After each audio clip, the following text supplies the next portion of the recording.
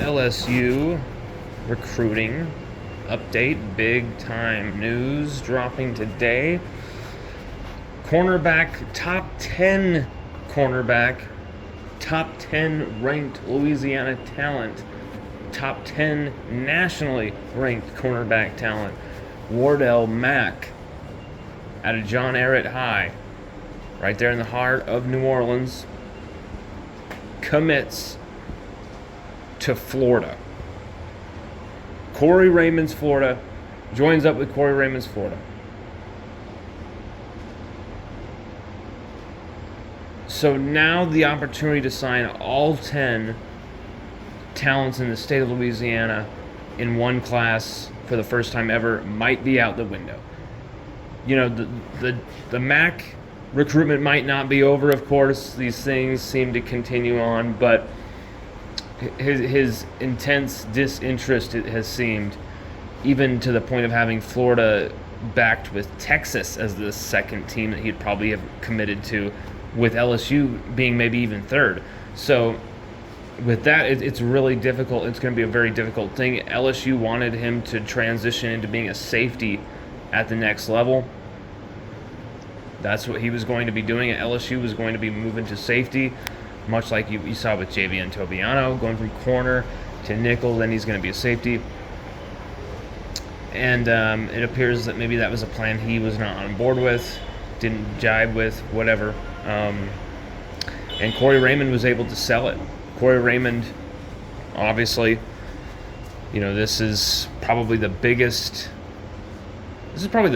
signing Corey Raymond's had in quite some time, since he got like Dwight McGlothern or something. Like, it's been quite some time for Corey Raymond to get someone big out of the recruitment. You know, he really used to always get a 5-star or a high 4-star that you knew who would just be awesome, or even find these 3-star gems, these absolute just dogs. He could find them. You know, the last few years his powers were kind of waning, but now, you know, getting Wardell Mack out of New Orleans from the clutches of LSU, pretty big time move there from Corey Raymond. But where does LSU go now with corner? Where does LSU go now in Louisiana? Is it all on Dominic McKinley? Just straight up on, you know, we've been offering guys on the defensive line like Zion Grady. We've been pushing hard for Danny Okoye. So, and he just included LSU in his top 4 schools. So expect LSU to really get these guys on campus for these games, get these official visits, come see a game in Death Valley, the Florida game, Alabama, maybe if they're, of course not Alabama, sorry, Auburn, you know, that's going to be a big night. That's going to be a big game to have recruits at that game for. And there's some guys who are already scheduling some of these visits. There's, I believe, Colin Simmons still has a visit actually with LSU on November 11th. So there's still visits being scheduled from some of these top guys. And it's never done until signing day. LSU should never stop recruiting anybody. But you've got to allocate your resources responsibly. And there's some guys maybe we got to move on from, at least resource-wise. Wardell Mack, does he fit that bill? I think so. You have Texas second, LSU not even in the top 3. I mean, he's such a talent. But to commit to Florida, it's rough. It's rough to take. But, you know, these are young kids. They're going to make a decision. Don't take it so personally. And maybe just keep recruiting and see what happens. Because here's the thing. Mack may turn here at the end of this process. Dominic McKinley, you know, he might not do anything. We might hear a peep until the final second of signing day. And that's how I feel it's going to go. Wardell Mack, it'll probably be LSU are still pushing for him, clear until the last second. Whether or not we get him, I cannot really say right now. Because obviously he just committed to Florida. It does not look good. In the long run, who the hell knows? Dominic McKinley now. That's can LSU tie the all-time, equal the all-time haul of getting 9 of the top 10 Louisiana talents in one class. I believe that was done in 15-16. Not exactly sure. I think it was 15-16. Either way, Frank Wilson was a part of that recruiting staff as well. So here's the thing. Wardell Mack, obviously LSU couldn't get him. Who is there at DB that LSU really can cash in on this class? Because here's the thing I'm going to tell you. If LSU go another class without stacking talent at DB, just like we did this last class at receiver, we're bridging that gap from losing guys like Booty, Besh, Jenkins. We lost a lot of receivers in the last offseason. We had to bridge that gap. There's so much talent that came in that freshman class, and some sophomores starting to pop. You can see it out there on the practice field. How are we going to bridge that gap at the DB positions where you're seeing there's a lot of guys who look lost. There's a lot of guys who look like they're going to, maybe pop and steal a position here, maybe have a great season. But so many of these guys who are great for LSU are transfer arrivals. But here's the one caveat. They're not all seniors like the last season where we had just a bunch of senior transfer arrivals. We got a lot of young transfer arrivals like Denver Harris. He just barely only had one season. Deuce Chestnut is a senior arrival. Andre Sam is a senior arrival. Zay Alexander is as well. But you got Denver Harris. I like having that piece there. Whether he is, going to be starting this year or not, you've got him for the next few years to bridge that gap. You got at least got this year and the next out of LT Welch. So there is a little bit that we've done here. Ashton Stamps, a 3-star who looks like he's exploding here. Sage Ryan, if he has a great season, he could be out the door to the NFL, or we could have him for another year. Javian Toviano, another 5-star. It's there's just a lot of uncertainty at the DB positions that you would like to have to just keep stacking these classes so that you can have that backup. So you don't have to go dipping in the transfer portal for all these guys. But it seems like that's what they may have to do for a third straight offseason. They're going to have to at least get 2 or 3 guys for the DB positions out of the portal, unless they really load up. Terry Bussey just set his commitment date. He's someone Kerry Cooks was wanting to turn into a safety at LSU. Someone that Kerry Cooks was speaking highly about. Was a big time target of these coaches, a big time target of this staff. Kerry Cooks would love to have a big time safety haul where you got Joel Rogers, you got Deshaun McBride, top 5 safety nationally, right there. Big time pickup. And you add it with some more oomph. You really, Terry Bussey, number 1 athlete, I think, in America. Number 1 athlete, at least in the state of Texas. This is a special dude who they want to turn into a safety. Can LSU get Terry Bussey? I'm not so sure. I think that thing is that process is a little bit tilting towards some other schools outside of our range. But here's the thing: LSU can always close this thing, close that gap, make it happen. Look at what we did with Colin Simmons. With a month to go with Colin Simmons, LSU were nowhere on that map. With a month to go with Caden Durham, it was all Oklahoma or maybe one of the Texas schools throws them a huge bunch of money. And with both of them, LSU were right there.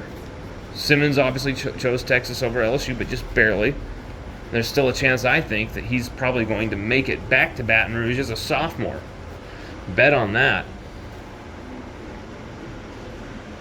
And then you got Caden Durham, who LSU sealed. So,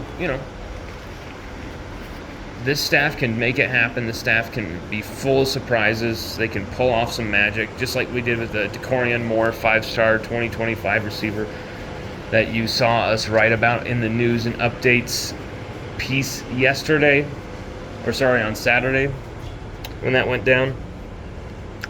But yes, Wardell Mack goes to Florida. LSU recruiting dominoes very interesting landscape. Where are the LSU priorities? Is it DB right now? Of course it's got to be. Is it still stacking the defensive line? Of course it's got to be. They're going mad after at least getting one more of these edge rushers, and they should be. Should LSU be stacking linebacker? Hell yes. Linebacker is one of the thinnest position groups on the team, on the roster this season, and it's not looking, any bigger for next. So LSU, they've got a few spots they've really got to pay attention to and really fill this class out. You're going to start to hear a lot of new names, a lot of new targets as LSU kind of expand their reach a little bit nationally here. Or go and dig deep for some of the gems in the 2024 class out of the state of Louisiana. Some of the guys maybe you've been rooting for a few years who you hoped would get the love that they haven't yet. Now LSU are going to circle back around and really go pushing for some of these guys. And yeah, you can call it plan B or C, but, sometimes, the players work this way too. LSU might be plan B for them, but then, you can get me the NFL, now you're plan A. So everyone, it's a win-win here. And so that's how I see it, is LSU are probably going to circle back around and go for some of these gems.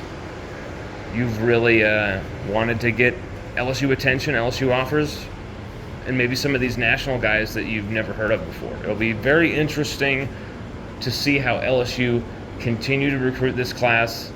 Number 6 in the nation. LSU fans are still complaining, bitching and moaning about this number 6 rated class when you've got an awesome class quarterback like Colin Hurley, a guy who's a championship mentality. You've got a brilliant class running back in Caden Durham. They're all over the place with this 2024 class. There is absolute talent. Offensive line continues to be stacked like crazy. And that's the thing, is I think over time you're going to start to see which coaches on this staff can recruit and which ones cannot, because the ones who will keep having to need constant help from the portal or constant bailouts from guys staying extra seasons, stuff like that, there's no more COVID eligibility, I don't think. So I think all those guys have run out, right? No, sorry, never mind. There still are players out there with the COVID year still on the docket, so LSU can still take advantage of that for at least a few more years, at least 1 or 2 more years. But once that happens, LSU, we've got a great staff. We've been able to have some staff continuity for the first time in a long time. But you're starting to see where the trouble is year after year, where we're thin year after year. And I don't know if you're seeing a pattern, but I am. And I think really DB is not on the coaches, in my opinion, Steeples or Cooks.